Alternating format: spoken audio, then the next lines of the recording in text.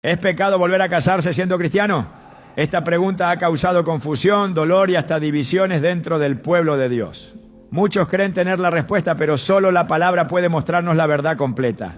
En Mateo 19:9 Jesús declara: y yo os digo que cualquiera que repudia a su mujer, salvo por causa de fornicación, y se casa con otra, adultera. Esta afirmación parece definitiva, pero encierra una profundidad que a menudo se malinterpreta. Hoy veremos cómo interpretar este pasaje y otros textos bíblicos para entender el corazón de Dios respecto al matrimonio, el divorcio y el nuevo comienzo. Te mostraremos cómo discernir si una nueva unión es aceptada por Dios o si se convierte en una transgresión espiritual. ¿Estás listo para entender lo que Dios tiene reservado para ti? Desde el principio de los tiempos, el corazón del hombre ha estado marcado por una profunda necesidad de pertenencia, de unidad y de amor verdadero. No es casualidad que, en el diseño original de Dios, el matrimonio aparezca como una de las primeras instituciones creadas. Génesis 2:24. Declara con claridad: por tanto, dejará el hombre a su padre y a su madre, y se unirá a su mujer, y serán una sola carne. Esta declaración no es simplemente una instrucción sobre relaciones humanas, es una revelación del modelo divino de unidad espiritual. El matrimonio no fue ideado como un contrato que puede ser disuelto por mutuo acuerdo. Fue establecido como un pacto sagrado, sellado no solo entre dos personas, sino también ante Dios, con implicaciones eternas. Cuando Dios creó al hombre, no lo dejó solo por mucho tiempo. Génesis 2:18 nos muestra esa intención divina.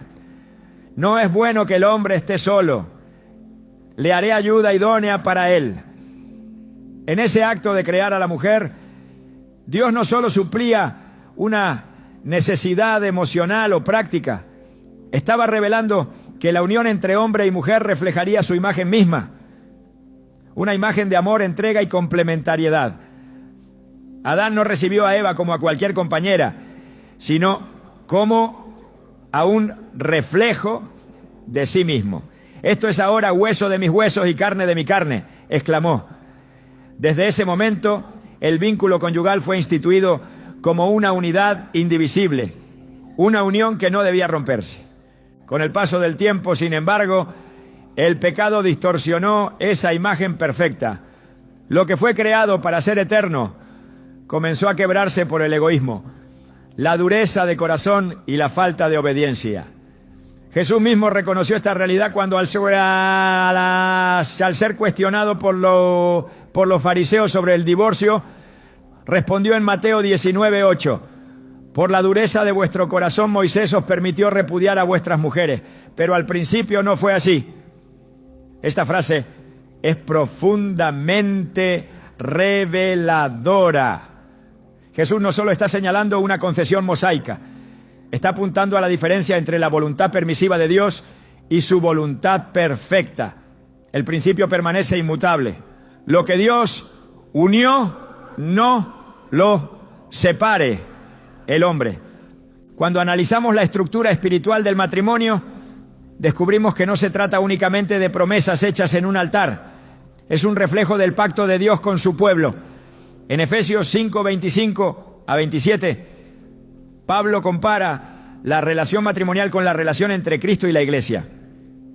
Maridos, amad a vuestras mujeres, así como Cristo amó a la iglesia y se entregó a sí mismo por ella. ¿Qué tipo de amor es este? Un amor sacrificial, incondicional, que no busca lo suyo, que se mantiene firme incluso en medio de la traición y la debilidad. Ese es el modelo que el matrimonio fue llamado a reflejar. No es extraño entonces que el romper esa unión tenga consecuencias espirituales profundas. En el mundo actual, donde las relaciones se disuelven con la misma facilidad con la que se firman contratos, Este principio suena radical, pero la Biblia nunca ha prometido comodidad, ha prometido verdad. Y la verdad sobre el matrimonio desde la perspectiva divina es que fue creado para durar. No como una carga, sino como una bendición continua, un espacio donde el amor crece, la fe se fortalece y el carácter se forma. En un pacto no se busca la salida cuando las cosas se ponen difíciles. En un pacto se permanece, se lucha, se perdona y se vuelve a intentar. Uno de los errores más comunes es pensar que el matrimonio es simplemente una etapa más en la vida, que si no funciona puede dejarse atrás como quien cambia de empleo o se muda de ciudad. Pero en Malaquías 2, 14 a 16, Dios mismo confronta esta actitud. Y preguntáis, ¿por qué? Porque Jehová ha atestiguado entre ti y la mujer de tu juventud, contra la cual has sido desleal, siendo ella tu compañera y la mujer de tu pacto. ¿No hizo él uno, habiendo en él abundancia de espíritu? ¿Y por qué uno? Porque buscaba una descendencia para Dios. Guardaos pues en vuestro espíritu y no seáis desleales para con la mujer de vuestra juventud, porque Jehová Dios de Israel ha dicho que él aborrece el repudio. Este pasaje no solo habla de deslealtad, habla de la traición a un pacto espiritual que va más allá de la legalidad. Un pacto que Dios mismo ha presenciado. En medio de tantas voces que buscan relativizar la santidad del matrimonio, esta verdad sigue en pie. El pacto matrimonial es una unión espiritual con propósito divino. No se trata solo de dos personas que se aman, sino de dos almas unidas con el propósito de reflejar la gloria de Dios en la tierra. La familia que nace de ese pacto es una plataforma para el reino, una semilla de bendición para las generaciones, una trinchera contra las tinieblas del mundo. Por eso el enemigo ha atacado tan ferozmente el matrimonio desde el Edén hasta hoy, porque cuando destruye un matrimonio, no solo rompe un hogar, rompe un testimonio, una promesa, una misión espiritual. Al entender esto, la pregunta sobre si volver a casarse es pecado no puede ser respondida sin antes comprender qué es realmente el matrimonio. No es simplemente una formalidad ni un estado civil, es un llamado divino. Es una entrega total que no puede tomarse a la ligera. Cuando alguien dice, sí, acepto, delante de Dios, está declarando su intención de honrar ese compromiso hasta que la muerte lo separe. No hasta que haya problema, no hasta que aparezca alguien mejor, no hasta que las emociones se enfríen. La permanencia es la marca del amor verdadero y eso es precisamente lo que el pacto matrimonial debe encarnar. Hay quienes al escuchar estas verdades sienten temor de haber fallado, temor de estar condenados por errores pasados, y es comprensible. Pero esta enseñanza no es para condenar, sino para edificar, para que entendamos el peso del diseño de Dios y también su gracia cuando fallamos. Porque aunque Dios odia el divorcio, también ama la restauración. Su deseo no es dejarte en ruinas, sino construirte de nuevo sobre un fundamento sólido. Pero ese nuevo comienzo no puede darse sin una verdadera comprensión del pacto que se rompió. No puede iniciarse un nuevo capítulo si no se ha cerrado el anterior de manera bíblica y espiritual. Jesús no evitó los temas difíciles. Él enseñó con firmeza, pero también con compasión. Y cuando habló del matrimonio, lo hizo para recordar al pueblo que la fidelidad no es una opción, sino un principio divino. En Mateo 19:6 lo dijo con claridad. Así que no son ya más dos, sino una sola carne. Por tanto, lo que Dios juntó, no lo separe el hombre. Esta unión es más que legal, más que emocional, es espiritual. Y toda decisión que afecte ese pacto debe ser tomada con temor de Dios y con discernimiento. Hay algo profundamente espiritual en mantenerse fiel a una promesa, incluso cuando las circunstancias son difíciles. Porque el matrimonio, como el Evangelio, no se trata de merecer, sino de amar. No se trata de recibir siempre lo que uno espera, sino de dar incluso cuando no se recibe. Esa es la naturaleza del amor que Dios nos mostró en Cristo, y ese es el amor que espera ver reflejado en nuestras relaciones más íntimas. Cuando comprendemos el valor del pacto, la pregunta sobre si es pecado volver a casarse no puede responderse superficialmente. No basta con buscar una justificación emocional o cultural. Es necesario volver al principio, volver al diseño original y preguntarse con honestidad: ¿estoy honrando el modelo de Dios o simplemente buscando mi propio bienestar? Porque no todo lo que es legal es santo, y no todo lo que es emocionalmente válido está alineado con la voluntad divina. En tiempos bíblicos los pactos eran sellados con sangre, eran irrevocables, eran sagrados. El matrimonio en esa misma línea no es simplemente una unión por conveniencia, es una entrega con implicaciones eternas. Es por eso que el apóstol Pablo advierte en Romanos 7:2. La mujer casada está sujeta por la ley al marido mientras éste vive. Pero si el marido muere, ella queda libre de la ley del marido. Este pasaje ha sido usado muchas veces para crear condenación, pero su intención es mostrar cuán serio es el pacto. No está hablando de imposibilitar la restauración, sino de recalcar que el matrimonio no es algo que pueda desecharse a voluntad. En la cultura moderna, donde la inmediatez rige, estas palabras suenan contraculturales. Pero el Evangelio siempre ha sido así, una contracultura que llama a morir al yo, a asumir compromisos eternos, a vivir con propósito eterno. El matrimonio, en ese contexto, no es un contrato, es una cruz, un llamado a morir a uno mismo para dar vida a otro. Y esa es una imagen poderosa del amor de Dios por nosotros. Quien comprende esto no entra al matrimonio a la ligera, ni lo rompe con facilidad, ni lo sustituye sin temor, porque sabe que no está jugando con emociones humanas, sino con realidades espirituales. Por eso, antes de plantearse volver a casarse, es imprescindible mirar hacia atrás, examinar el pacto anterior y buscar a Dios con todo el corazón. No para justificar una decisión, sino para alinear el corazón con su voluntad. En este viaje de comprensión y verdad no hay espacio para la condenación sin redención, porque el mismo Dios que instituyó el matrimonio también es el Dios que restaura lo quebrado.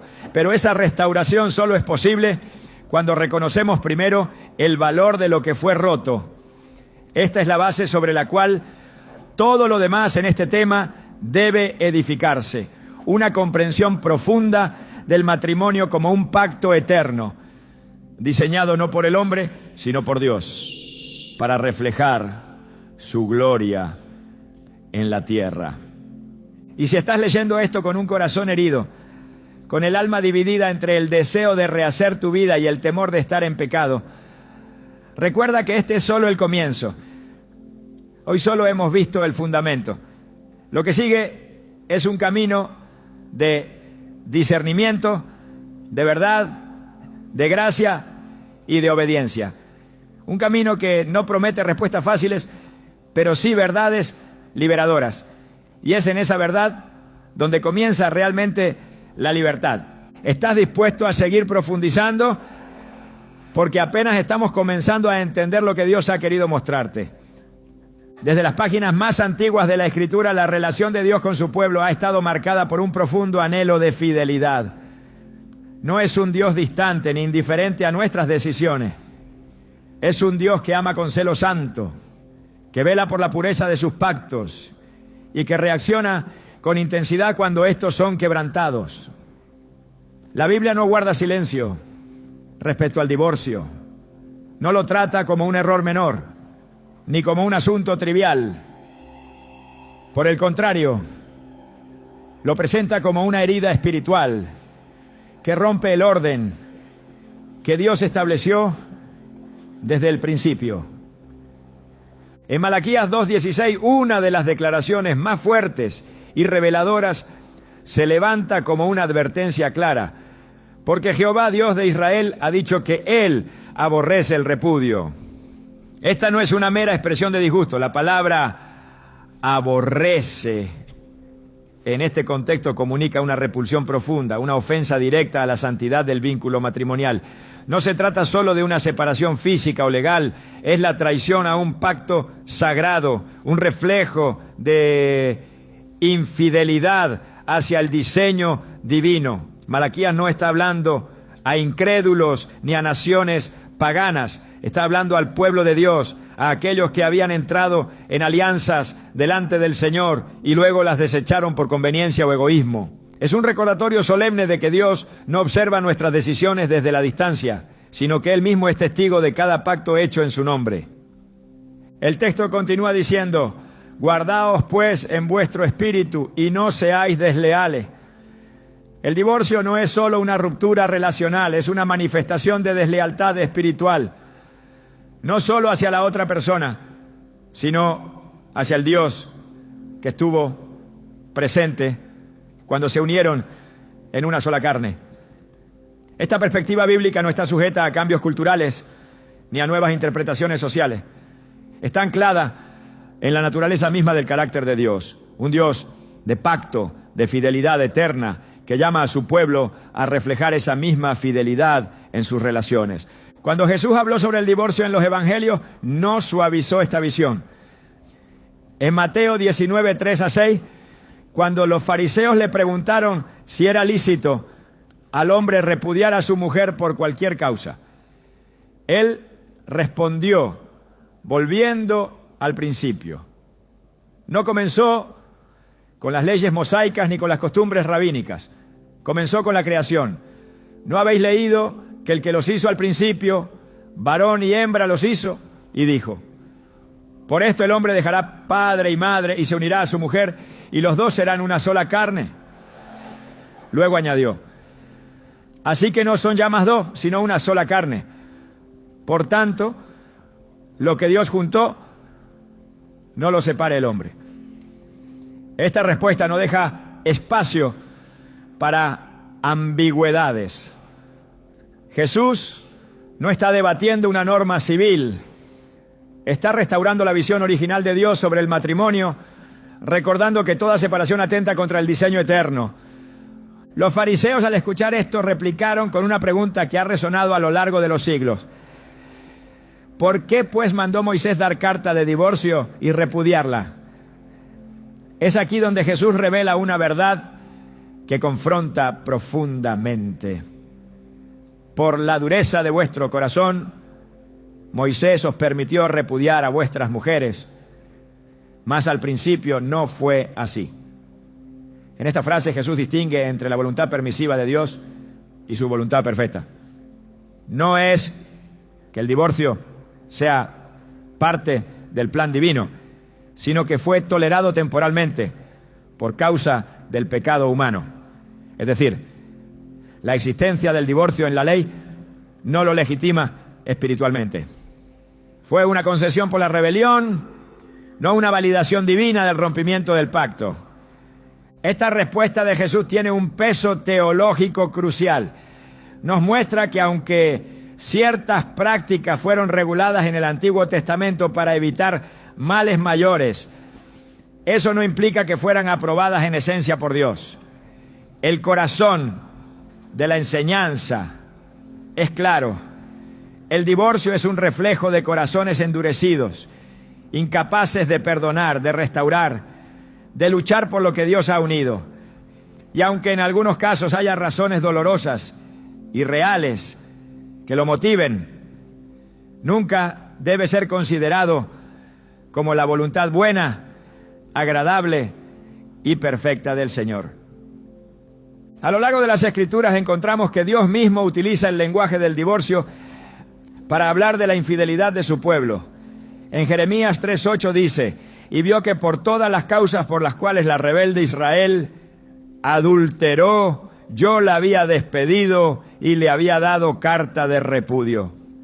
Pero incluso en este acto de juicio el corazón de Dios clama por restauración. En los versículos siguientes llama a su pueblo al arrepentimiento, promete sanidad, anuncia restauración. No porque minimice la gravedad del pecado, sino porque su misericordia es mayor que nuestras rebeliones. Aun cuando Israel fue infiel, Dios no anuló su amor ni su deseo de reconciliación. Esta tensión entre juicio y misericordia es constante en la revelación divina.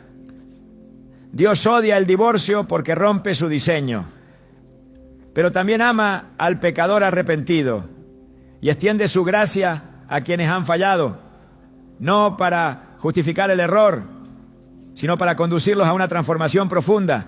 En Oseas, este mensaje se torna vivo. Dios le ordena al profeta casarse con una mujer infiel, Gomer, y luego, tras su traición, volver a amarla y recibirla. Este acto profético simboliza la fidelidad inquebrantable de Dios hacia un pueblo que una y otra vez ha quebrantado su alianza. No se trata de tolerar el pecado, sino de mostrar que la restauración es posible para aquellos que vuelven su rostro a Él con sinceridad. El divorcio, en este marco, no es una licencia para comenzar de nuevo sin consecuencias. Es una señal de fractura espiritual, pero también puede convertirse en un punto de retorno cuando se reconoce el daño, se busca perdón y se permite que Dios sane lo que fue quebrado. El problema no es solo divorciarse. El verdadero problema es divorciarse del propósito de Dios, de su diseño, de su verdad. Hay quienes se separan legalmente, pero siguen anclados espiritualmente al pacto. Y hay quienes inician nuevas relaciones sin jamás haber sanado el vínculo anterior, creando cadenas invisibles que los persiguen por años. La sanidad no viene del olvido, sino de la restauración ante Dios. El apóstol Pablo, al escribir a los Corintios, también aborda este tema con profundidad. En 1 Corintios 7, 10 a 11 dice: a los que están unidos en matrimonio, mando, no yo, sino el Señor, que la mujer no se separe del marido, y si se separa, quédese sin casar o reconcíliese con su marido, y que el marido no abandone a su mujer. Este mandato refuerza la permanencia del vínculo matrimonial. Pablo no está apelando a su opinión personal, sino a una instrucción directa del Señor. La separación, si ocurre, no es una puerta abierta automática a un nuevo matrimonio. Es un estado que requiere discernimiento, oración y búsqueda de reconciliación cuando sea posible. Esto no significa que todos los casos sean iguales. La Escritura reconoce que hay situaciones de gravedad, como en los casos de infidelidad, que requieren una evaluación profunda, pero el principio que gobierna sigue siendo el mismo. El matrimonio es un pacto que no debe romperse con ligereza, y cuando se rompe, las implicaciones no desaparecen con una firma legal. Persiste un llamado a la responsabilidad, a la verdad, a enfrentar las consecuencias espirituales de nuestras decisiones. Dios no ignora el dolor que conlleva una relación fracturada. No es insensible a las lágrimas derramadas, a los abusos sufridos, a las traiciones padecidas. Pero incluso en medio de esas realidades, su palabra permanece firme. Él no ha llamado a su pueblo a conformarse con el patrón del mundo, sino a elevarse por encima de él, viviendo en santidad, en fidelidad, en amor sacrificial. Esa es la esencia del Evangelio, y esa debe ser también la esencia de nuestras alianzas matrimoniales. Por eso, antes de preguntarse si es lícito volver a casarse, es esencial mirar atrás con honestidad, reconocer el valor del pacto roto y buscar el rostro de Dios con temor reverente, Porque donde el mundo ofrece reemplazo, Dios ofrece redención. Donde la sociedad da permiso, Dios llama al arrepentimiento. Y solo cuando se camina en esa verdad, la restauración se convierte en una posibilidad real, no en una justificación emocional. El divorcio, visto a través de los ojos de Dios, no es simplemente el fin de una relación. Es una señal de que algo se ha desviado del plan original. Pero también es un punto desde el cual puede comenzar un proceso de reconciliación con la voluntad divina. Un camino que no comienza con nuevos votos, sino con un corazón rendido, dispuesto a ser transformado por la palabra, guiado por el Espíritu y restaurado por la gracia que todo lo alcanza. Ahora que hemos entendido el doloroso peso espiritual del divorcio, el siguiente paso será entender qué ocurre cuando existe una razón legítima y cómo discernir si una nueva unión es aceptada por Dios o si cae bajo el juicio de su palabra. Porque no basta con sentir amor, es necesario caminar en la verdad. ¿Estás listo para profundizar en esa verdad? Porque la palabra no solo ilumina, también separa lo recto de lo torcido y revela el camino que Dios ha trazado para los que le buscan con corazón sincero. La pregunta que marcó a los discípulos de Jesús tras escuchar su enseñanza sobre el divorcio sigue siendo profundamente vigente. Si así es la condición del hombre con su mujer, no conviene casarse, en Mateo 19:10. Esta reacción revela cuán radical y exigente fue el estándar que Jesús estableció, pero también muestra cuán profundamente distorsionado estaba ya el concepto de matrimonio entre el pueblo, incluso entre los más religiosos. En los tiempos de Jesús existían distintas escuelas rabínicas con posturas muy diferentes respecto al divorcio. Algunos permitían el repudio por casi cualquier causa, otros lo limitaban más severamente. Pero fue Jesús quien interrumpió todas esas interpretaciones con una autoridad que devolvía la mirada al diseño original de Dios, estableciendo una norma no basada en concesiones humanas, sino en el propósito eterno del Creador. En Mateo 19:9, Jesús pronunció una sentencia clara y contundente. Y yo os digo que cualquiera que repudia a su mujer, salvo por causa de fornicación, y se casa con otra, comete adulterio. Y el que se casa con la repudiada, también comete adulterio. Estas palabras han sido objeto de intensos debates, malinterpretaciones y distorsiones. Pero antes de llegar a conclusiones apresuradas, es imprescindible detenerse a considerar cada parte con reverencia y contexto bíblico. El Señor no lanza estas palabras al azar, no son una amenaza, sino una revelación del estándar divino de santidad en la vida conyugal. El término fornicación que aparece en este pasaje es clave para entender en qué casos una ruptura matrimonial no solo es permitida, sino reconocida como una excepción por el mismo Cristo. La palabra que aparece en el texto original griego es porneia, un término amplio que puede referirse a distintos tipos de inmoralidad sexual, incluyendo infidelidad matrimonial. Es importante notar que Jesús no dice que el divorcio sea el camino recomendado, ni que el nuevo matrimonio sea automáticamente libre de culpa. Lo que hace es establecer una cláusula excepcional en la que el repudio no constituye adulterio, precisamente porque el vínculo matrimonial ha sido profanado de manera directa. La infidelidad sexual rompe la exclusividad del pacto, destruyendo la unidad de una sola carne establecida por Dios. Es en sí misma una violación espiritual y física del matrimonio. Pero incluso ante esta cláusula, no se debe ver la posibilidad del divorcio como una solución automática o inmediata. Jesús deja claro que la excepción no es el modelo. Es una concesión específica dentro de un ideal que sigue siendo la permanencia, la fidelidad y la restauración. Por eso en el mismo pasaje no da una instrucción para divorciarse, sino una descripción de cuándo el divorcio no constituye adulterio. Hay una gran diferencia entre lo que Dios permite y lo que Él desea. La fidelidad de Oseas hacia una esposa infiel es un recordatorio vivo de que el corazón de Dios siempre busca restaurar antes que desechar. Si bien hay casos donde la fornicación ha corrompido el vínculo, el Señor sigue llamando al perdón como el camino superior siempre que sea posible. El contexto cultural también es esencial. En el mundo antiguo, el repudio de una esposa podía tener consecuencias devastadoras para ella. Sin protección legal ni provisión, muchas mujeres eran abandonadas a la pobreza o forzadas a volver a casarse para sobrevivir.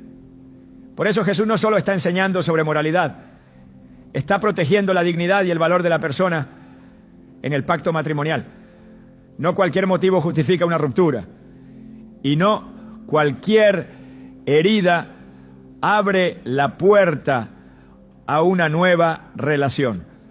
La cláusula de fornicación no puede ser tomada como una excusa para evadir compromisos difíciles, sino como una respuesta ante una transgresión objetiva que ha quebrado el fundamento mismo del pacto.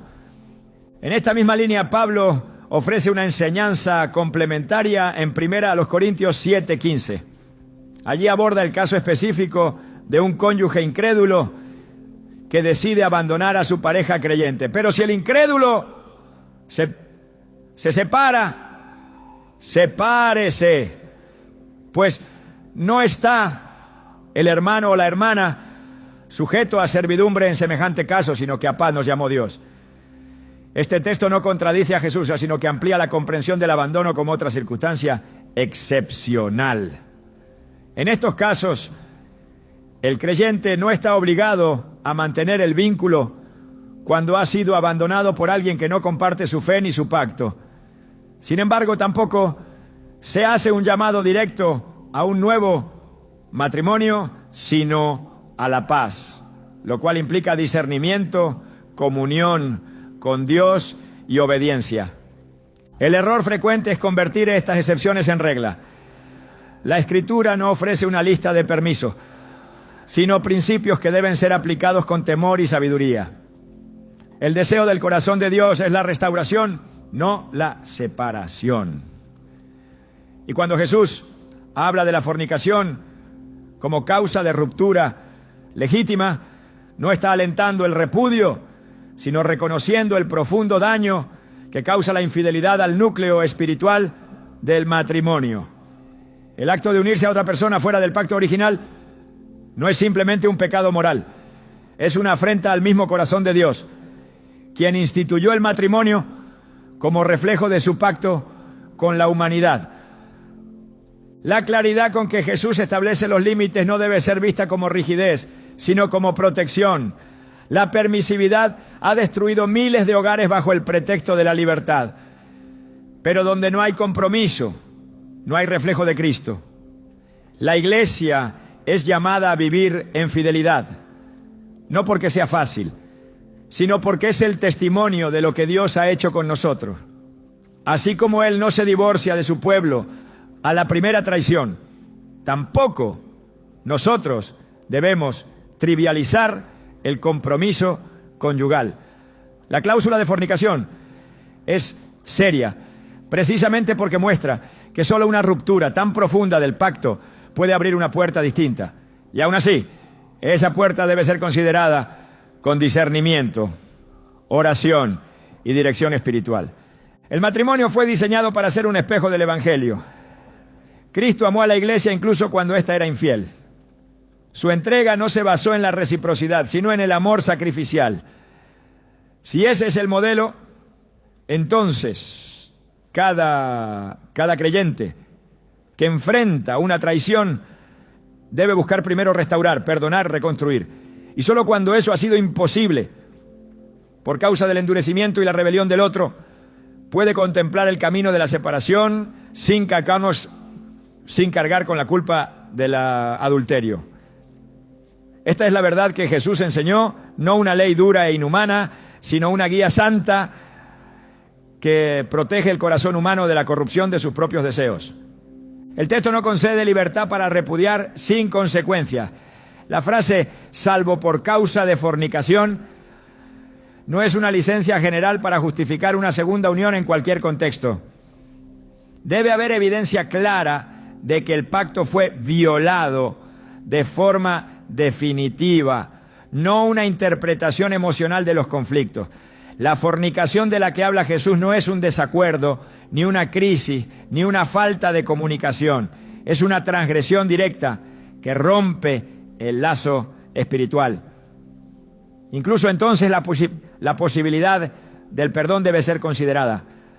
Porque aunque el pecado sea grande, la gracia de Dios puede ser mayor si hay arrepentimiento genuino. El Evangelio no ignora el dolor, pero tampoco lo convierte en una excusa para desobedecer.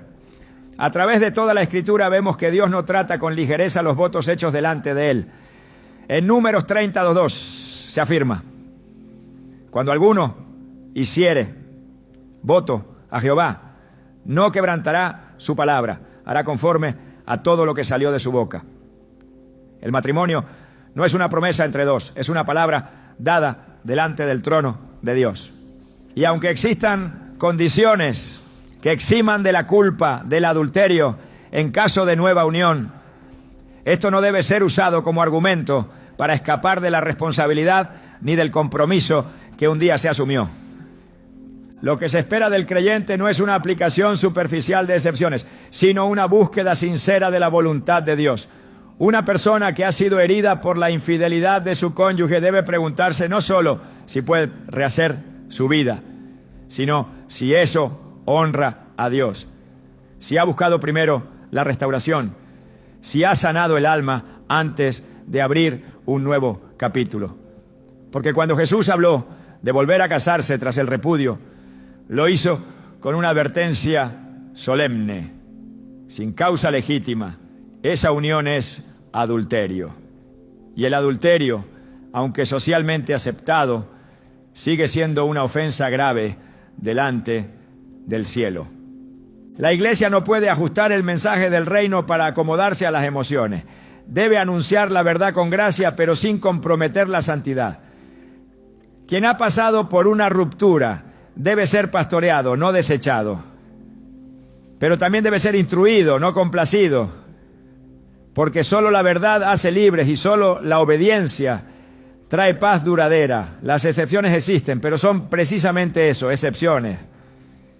No deben convertirse en normas disfrazadas de consuelo. El llamado del Señor es claro: amar, perdonar, permanecer. Solo cuando la infidelidad ha roto lo que era santo y cuando no hay vuelta atrás posible, se contempla la posibilidad de no llevar culpa por un nuevo vínculo. Pero aún en esa circunstancia, el creyente debe caminar con temor de Dios, sin apresurarse, sin justificarse a sí mismo, sin usar el dolor como permiso para dejar el camino de la cruz. Porque el que ama a Dios no busca salidas fáciles, sino caminos santos, aunque duelan, aunque exijan renuncia, aunque impliquen soledad por un tiempo. La pureza del matrimonio es un reflejo de la pureza del Evangelio.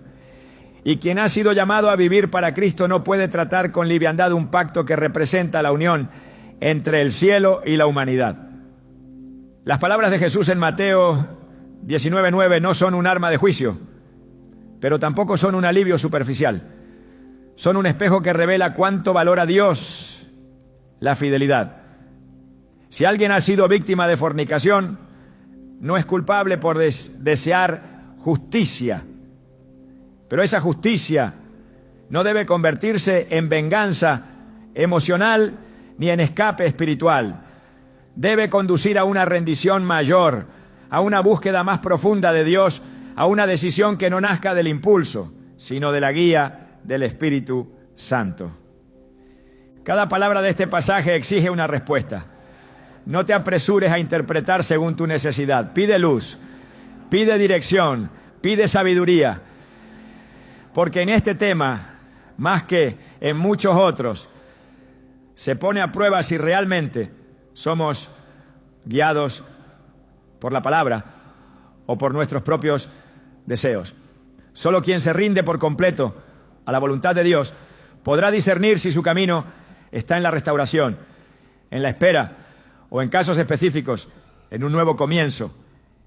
Y antes de considerar cualquier paso hacia una nueva unión, es necesario que todo lo anterior haya sido examinado con pureza.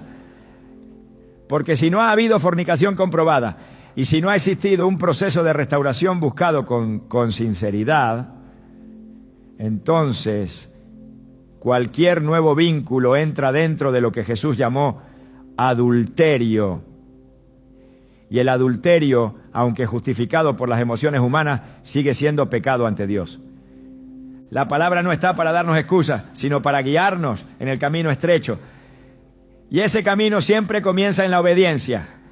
Solo así podrás saber si realmente estás siguiendo al Maestro o si estás buscando que Él bendiga una decisión que ya tomaste sin consultarlo.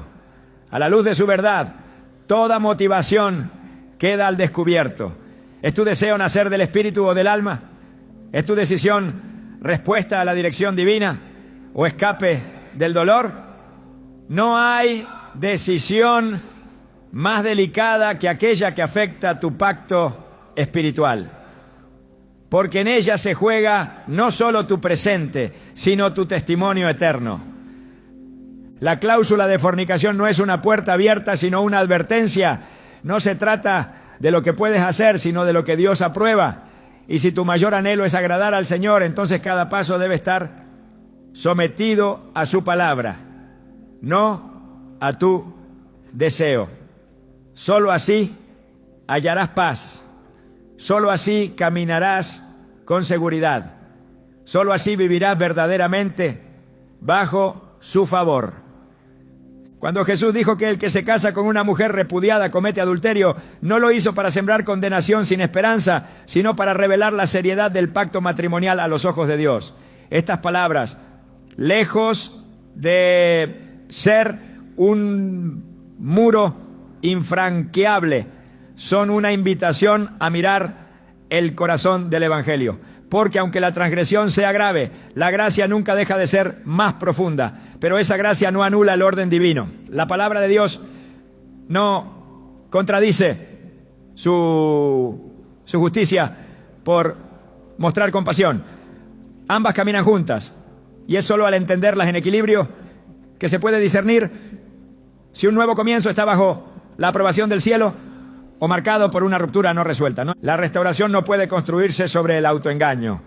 No se puede hablar de renovación sin antes haber enfrentado la realidad del pecado.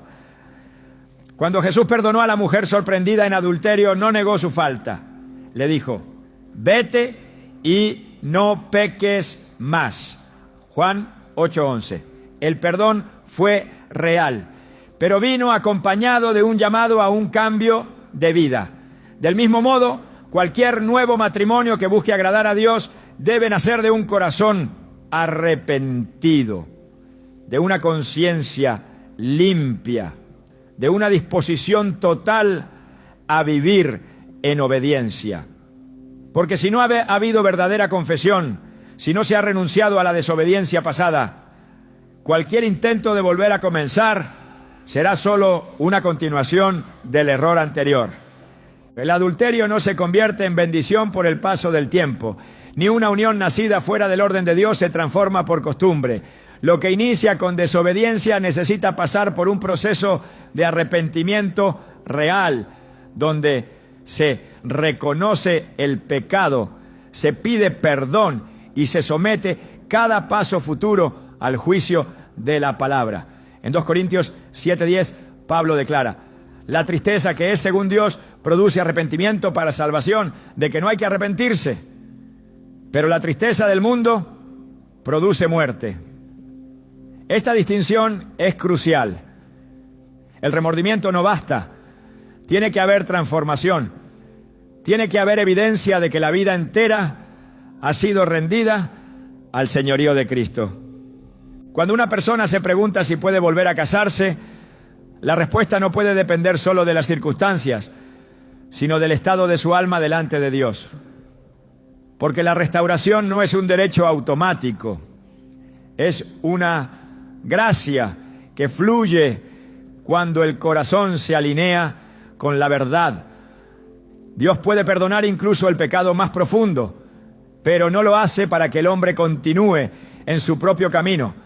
Lo hace para levantarlo hacia una nueva vida, una vida donde sus decisiones ya no se rigen por emociones, sino por principios eternos.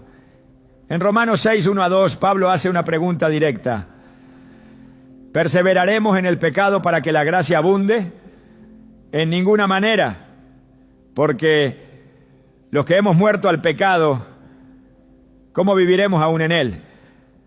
Este es el fundamento de cualquier posible restauración. La cruz no solo redime, también transforma. Y si una persona ha roto el pacto del matrimonio sin causa legítima y luego ha formado una nueva unión, esa relación no puede ser validada sin primero reconocer el error que la originó. Dios no edifica sobre cimientos quebrados sin antes derribar lo que fue construido fuera de su voluntad. Y ese derribo comienza en el corazón, cuando se deja de justificar lo injustificable y se empieza a buscar lo recto sin atajo. Volver a casarse después de un divorcio no siempre es adulterio, pero tampoco siempre es restauración. Cada caso requiere una evaluación seria, donde la palabra sea la única medida. Hubo infidelidad, hubo abandono irreparable, se buscó la reconciliación con todo el corazón, hubo arrepentimiento genuino o simplemente deseo de rehacer la vida según la lógica humana. Estas preguntas no deben responderse con ligereza. Deben ser presentadas delante de Dios en oración, ayuno y consejería espiritual, porque lo que está en juego no es solo un nuevo comienzo humano, sino la santidad del testimonio cristiano. Dios es un Dios de nuevas oportunidades, pero no de nuevas desobediencias. En Isaías 1:18 dice: venid luego, dice Jehová, y estemos a cuenta. Si vuestros pecados fueren como la grana, como la nieve, serán emblanquecidos. Esta promesa es tan poderosa como demandante. Dios está dispuesto a limpiar, pero exige que el alma se presente tal como es, sin excusas, sin máscaras, sin medias verdades. Solo cuando el pecado es confesado con total honestidad, la restauración se vuelve posible, no como una concesión emocional, sino como un acto de justicia que nace del perdón. Algunos argumentan que si una persona ya ha formado una nueva familia, no puede deshacer lo que ha construido y que sería más pecado romper otra vez ese vínculo. Pero esto no puede ser un argumento para validar lo inválido.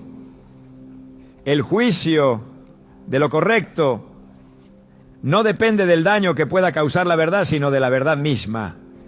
Y si una relación nació en rebelión, debe pasar por el fuego del arrepentimiento para ser purificada.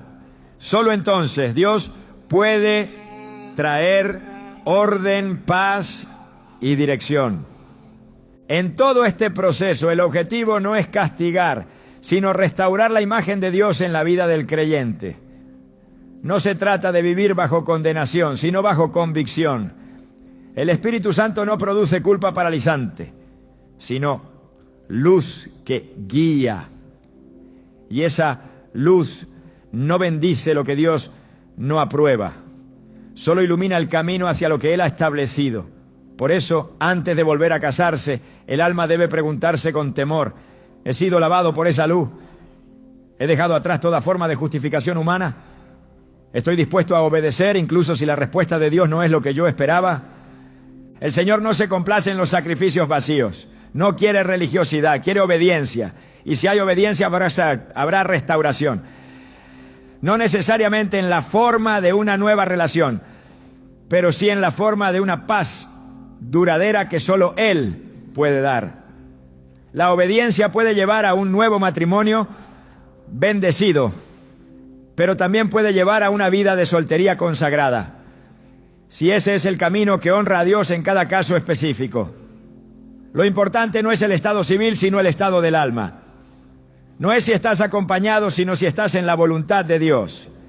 Porque donde está su voluntad, ahí también estará su favor.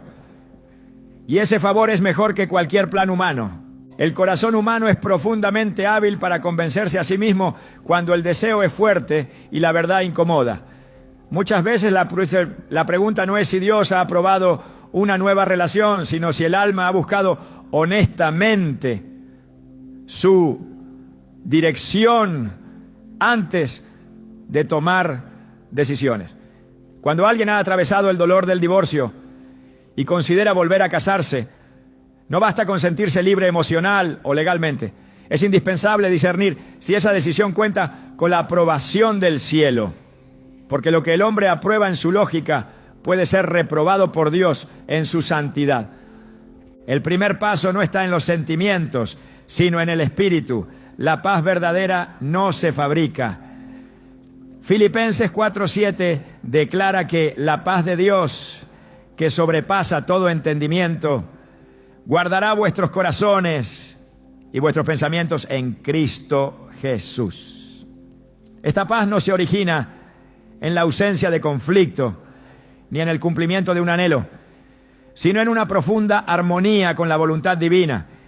Y solo esa paz, la que nace del Espíritu, puede confirmar si una nueva unión está bajo la bendición del Señor o si responde simplemente a una necesidad no procesada.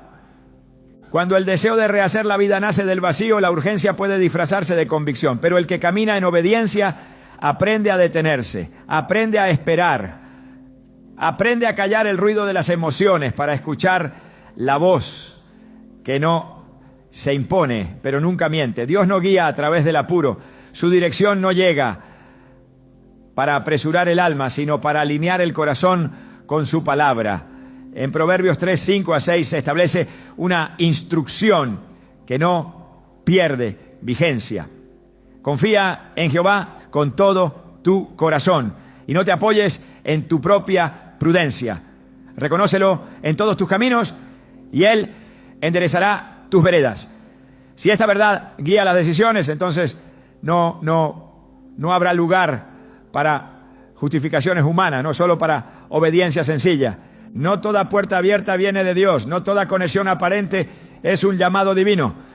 La Biblia está llena de advertencias sobre caminos que al hombre le parecen rectos, pero su fin es muerte. Lo que se presenta como oportunidad puede ser tropiezo. Lo que parece bendición puede ser prueba. Por eso la nueva relación no debe analizarse solo desde el deseo de empezar de nuevo, sino desde la pregunta más radical y transformadora que un creyente puede hacerse. Esto glorifica a Dios. Si una nueva relación lleva a comprometer la verdad, a ocultar el pasado, a ignorar la palabra, entonces no es dirección divina. El Espíritu Santo no inspira decisiones que contradicen la santidad. El mismo que consuela, también confronta. Y si hay verdadera guía de Dios, entonces habrá evidencia. Habrá paz sin conflicto interno. Habrá claridad a través de la Escritura. Habrá confirmación en oración. Habrá consejo sabio de creyentes maduros. Dios no habla para crear confusión. Habla para afirmar el camino. Santiago 3:17 describe el fruto de la sabiduría que viene de lo alto. Es primeramente pura, después pacífica, amable, benigna, llena de misericordia y de buenos frutos, sin incertidumbre ni hipocresía. Este texto revela que cuando una decisión viene de Dios, su efecto no es solo interior, se manifiesta en obras visibles, en actitudes redimidas, en frutos espirituales. Si una nueva relación produce división, si debilita la vida espiritual, si enfría la pasión por las cosas de Dios, entonces no está edificada sobre roca firme. La voluntad de Dios no solo nos permite caminar, también nos transforma mientras caminamos. Y si ese fruto no es visible, es señal de que la raíz no está en Él. El consejo también forma parte del proceso de discernimiento. Proverbios 11:14 dice: donde no hay dirección sabia caerá el pueblo, mas en la multitud de consejeros hay seguridad. Una persona que busca la aprobación de Dios no toma decisiones en soledad, se somete al cuerpo de Cristo, escucha la voz de pastores, de líderes espirituales, de aquellos que no hablan desde la emoción, sino desde la fidelidad a la Escritura. Porque quien quiere hacer su propia voluntad buscará a quien le diga lo que quiere oír. Pero quien busca la voluntad de Dios se rodea de verdades, aunque duelan. Volver a casarse no debe ser una respuesta automática al fracaso anterior. Debe ser una respuesta a un llamado interior que ha sido confirmado por Dios. A veces ese llamado será un nuevo comienzo. Otras veces será permanecer solo por un tiempo o incluso por el resto de la vida. Pero en cualquier caso, el enfoque no debe estar en lo que se desea, sino en lo que Dios ha determinado para ese corazón. Romanos 12:2 lo expresa con claridad. No os conforméis a este siglo, sino transformaos por medio de la renovación de vuestro entendimiento, para que comprobéis cuál sea la buena voluntad de Dios, agradable y perfecta. Solo a través de esa transformación es posible discernir la verdad en medio de las emociones. El discernimiento espiritual es más que intuición. Es el resultado de una vida rendida, de una conciencia afilada por la palabra, de un espíritu que ha aprendido a reconocer la voz del pastor. Juan 10:27 dice: mis ovejas oyen mi voz y yo las conozco y me siguen. Si alguien afirma que Dios le ha hablado sobre una nueva relación, pero vive en desobediencia en otras áreas, esa afirmación debe ser puesta en duda, porque Dios no habla a quienes lo ignoran. Su voz es para quienes ya han aprendido a seguirle, no para quienes quieren usar su nombre como respaldo para sus decisiones. El camino correcto no siempre es el más deseado. A veces obedecer implicará renunciar a algo que parecía bueno, pero esa renuncia es la señal más alta de amor a Dios. Lucas 9:23. Nos recuerda que seguir a Cristo es negarse a sí mismo cada día. Y si una nueva relación requiere que se ignore ese llamado, entonces no viene de Él, porque el Dios que llama al matrimonio es el mismo que llama a la santidad, y nunca separa una cosa de la otra. El alma que ha sido quebrantada por el fracaso debe aprender a discernir con nuevos ojos, no desde la necesidad, sino desde la comunión, no desde la soledad, sino desde la obediencia, no desde el dolor, sino desde la palabra, porque solo quien ha sido moldeado por el fuego de la verdad está listo para caminar otra vez, si es que el camino que se abre lleva de vuelta al centro de la voluntad de Dios. Y si no es así, entonces esperar también es obedecer, y en la obediencia está la verdadera bendición. Dios no abandona a quienes han fallado, no desecha al que ha roto un pacto, ni cierra la puerta al que se ha desviado. Pero su gracia no es excusa para ignorar su santidad. La restauración que Él ofrece no es una reparación superficial del pasado, sino una transformación profunda que empieza en el corazón y se extiende a cada decisión. Cuando alguien ha atravesado la amargura de un matrimonio roto y el peso de una separación, la posibilidad de volver a casarse no debe entenderse como una vía de escape ni como un simple reinicio, sino como una oportunidad, si es que Dios la permite, de honrarlo con un testimonio redimido. La historia de la redención siempre ha incluido a personas que cometieron errores graves, pero que fueron levantadas por la mano de Dios para propósitos mayores. David pecó, pero fue restaurado. Pedro negó, pero fue comisionado. Israel adulteró espiritualmente, pero fue traído de regreso al pacto. Cada uno de